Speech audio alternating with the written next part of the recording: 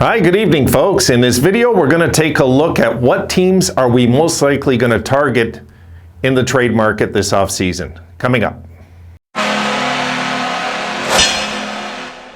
Now, look, there's no way to know. There's absolutely no way to know who we're going to target exactly, right? I mean, we all have players that we'd like to see Buffalo go after. You guys got yours, I got mine. Everybody has their own player in mind they'd like to see go after. The Sabres go after.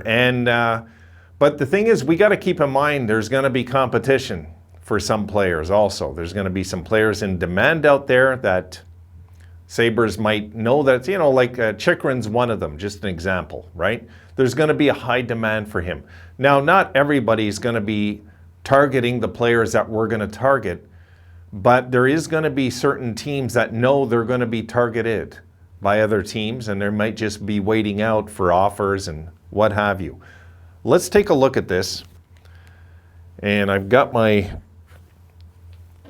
my little clips outlined why I know we're going to target certain teams. I mean, there's certain teams that, and it's not just because certain players are there, but it's the condition these teams are in. So let's take a look at the first clip. We're going to look at the ages of the teams, okay? I've targeted 8 teams, the 8 oldest teams in the league. Here we go.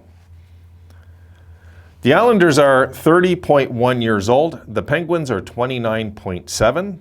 Tampa Bay is 29.6. The Capitals are 29.5. The Wild and the Dallas Stars are both 29.4. The Oilers are 29.1. San Jose is 29 even.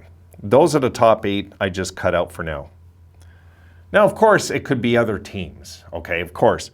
But most likely, these will be the teams targeted. Now, if you look at that list, the Islanders missed the playoffs. The Penguins lost the first round. Tampa Bay, the champs, still around. But they will still be targeted. The Capitals lost the first round. The Wild lost the first round. The Stars lost the first round. The Oilers having a good run finally. San Jose missed the playoffs. So the reason why I say Tampa Bay is going to be in the second clip. That'll explain more why I'm sure Tampa Bay is going to be for sure targeted. And they're going to put a target on themselves as well. So the older teams absolutely will want to get slightly younger, without a doubt. It's just the nature of the game. Unless you're Detroit back in the day, I think the only team that might go that route, maybe, is Pittsburgh. I could see Pittsburgh staying as the oldest team in the league trying to win another cup. That I could see. Tampa Bay won't be able to. I don't think they're going to be able to. Okay, so let's take a look at the next clip. Here we go. Let me open it so I can see what you see. All right, here we are. Now, Tampa Bay in the most cap trouble, as we see. Okay, their projected cap hit is already a few million over, basically. All right, they're 1.983 over. So they're like 2 million over the cap, and they got to get 4 guys signed on their roster. Montreal, their cap is a mess. And I've said it before, and Montreal fans don't like it. Their cap is a mess. They got terrible contracts in this team that are going to haunt them for years. I don't know what they're going to do there. They'll have to figure it out and see if they can move out some of them. I just don't see who's going to take many of their contracts, to be honest. Vegas, another situational mess. 17 out of 23 guys signed, like Montreal. And Vegas have even more cap space than Montreal even. But Vegas have another team, a situational team that's a mess financially. So that's the reason, folks. I got Tampa. They're going to be targeted. They're not only getting older, their cap is upside down. They're going to have to fix that.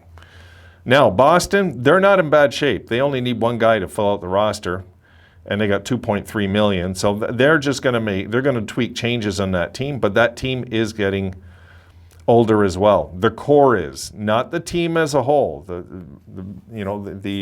Bruins have some good young core, but once their core is done, and I'm talking Bergeron and Marchand, and these guys are done, I mean, that team is going to be a whole different looking team for sure.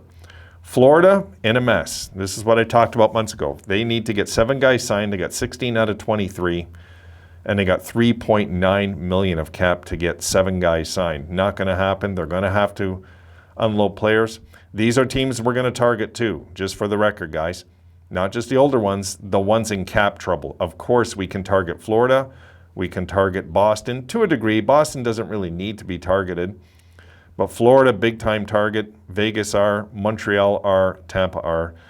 Philadelphia need to get 5 guys signed. They got $5 million in cap. San Jose need to get 2 guys signed. They got $5.6 million in cap.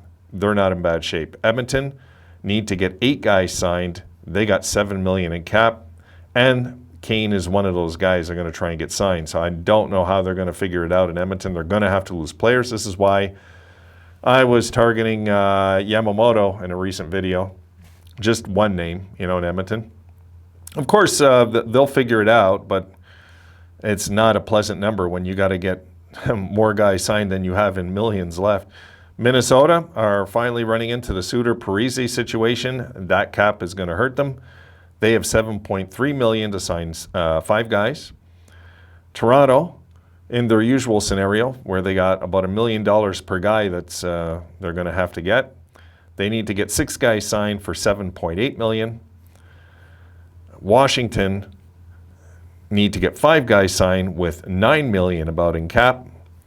And rounding it out, I got the Blues. They need to get 6 guys signed with about $10 million in cap. And this is why I targeted Binnington, okay? Binnington's going to open up a lot of cap room if they move him. The Capitals, we can look at all sorts of scenarios in Washington as well, because I don't think Washington's going to be able to, who's going to take Kuznetsov, I don't know. Yeah, maybe, but he's I don't know, he's 37.8.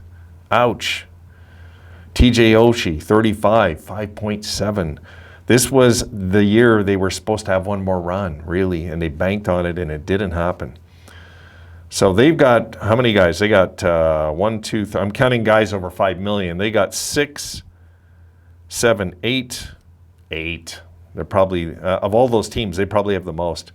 So, the Sabres are going to have a real open market this offseason, a very big open market this offseason, very big.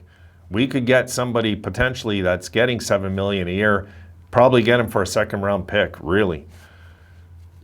These teams need cap space. All right, let's go to the final clip. I want to show you our competitors. And there you see Seattle have $22.8 million. They're a threat. If I'm talking teams that are gonna, other players know that these markets need their services as well. Pittsburgh, not so much, because they got to get their big names signed. They got Malkin, they got Letang. There's guys you have to get signed. Ottawa got a ton of young guys to get signed. Okay, they got a bunch of guys that are 25 and under needing new contracts. So they're going to have some cap space open when it's all said and done, I think. They'll figure a way. Nashville as well, need to get 6 guys signed. They got 24.4. New Jersey need to get 8 guys signed. They have 25 million to do it. Colorado, as good as that looks, guys, a lot of big names. Okay, they got to get 10 guys signed, and they got 26 million to do it. And Colorado, let me just open it as we're speaking. I'll go briefly. Need to get Burakovsky signed, Cogliano, Helm, Kadri, Nishishkin, Sturm, just to name a few. Josh Manson, Ryan Murray. These are just some names. Darcy Kemper. So you get the picture. Colorado really aren't going to be doing too much, I think, when it comes to trade. So moving on, we'll continue. Columbus, they got some young guys to sign. Calgary, they've got to get Gaudreau signed. They got 11 guys to sign with 27 million. That's going to be tough if Gaudreau is going to make 10 of it. Arizona, in good shape. They need 6 guys signed with 33 million. They'll figure that out easy. Detroit also need to get 8 guys signed. They got 36 million. They could do that with their eyes closed if they figure out their priorities. Anaheim, 39.4 open to get 9 guys signed, and the Sabres need to get 11 guys signed with 43.1. Sabres have a walk in the park, guys. It's a walk in the park to get a team on the ice next year. It's a walk in the park, it is. But to get the players that we need is a whole different ballgame.